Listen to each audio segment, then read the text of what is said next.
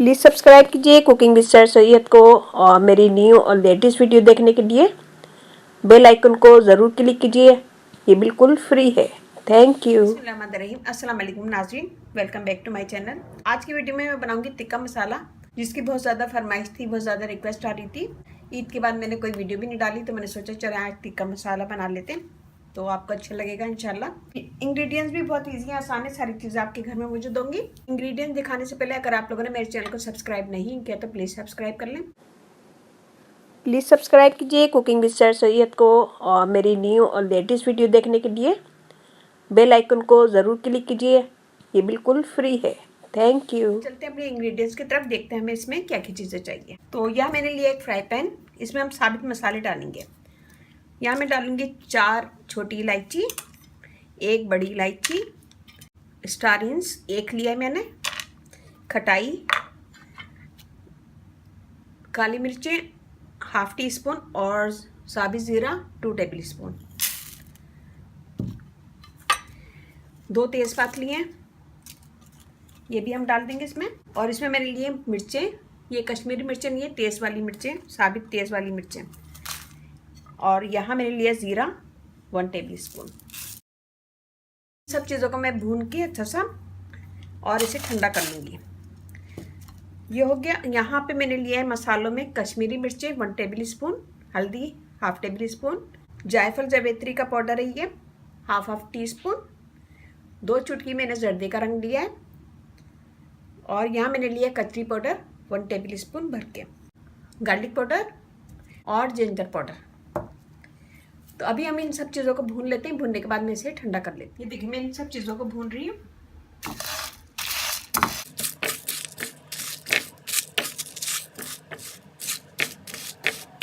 भूनने के बाद मैं इसे ठंडा करूँगी, ठंडा करने के बाद हम फिर इसे पीस लेंगे। तो अभी हम इसे भून लेते हैं धीमी आंच पे, बहुत ज़्यादा तेज़ आंच नहीं है। ये देखिए जी हमने भून लिया है, मैं इसमें डालूंगी इसको।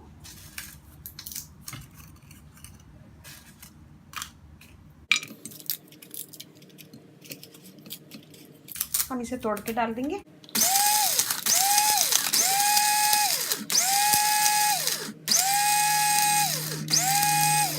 ये देखिए जी हमने पीस लिया है, मैं इसे निकाल लूंगी एक छन्नी में।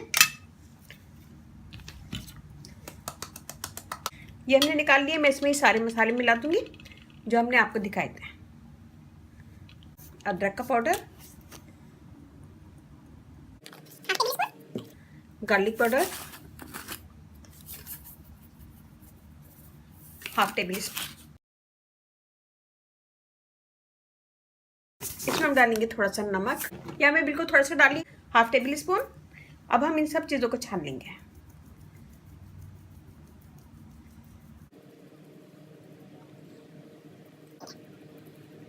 ये देखिए जी मोटा बच्चा है, मैं इसे इसमें दोबारा डाल के इसे पीस लूँगी। ये देखिए जी मैंने इसे भी पीस लिया, मैं इसे निकाल लूँगी दोबारा। अब हम इसे मिक्स कर देंगे। छान के इसको हमने मिक्स किया, मिक्स करने के बाद मैंने इसमें निकाल लिया। ये देखें टिक्का मसाला, तो बहुत अच्छा ज़बरदस्त मसाला है, घर का बना हुआ है, बहुत इजी आसान है घर में बनाना। और आपको पता है इसमें कोई मिलावट नहीं है। बाज़ार के मसाले लेते हैं तो हमें पता नहीं होता है उसमें क्या क्या चीज़ें मिलावट की हैं।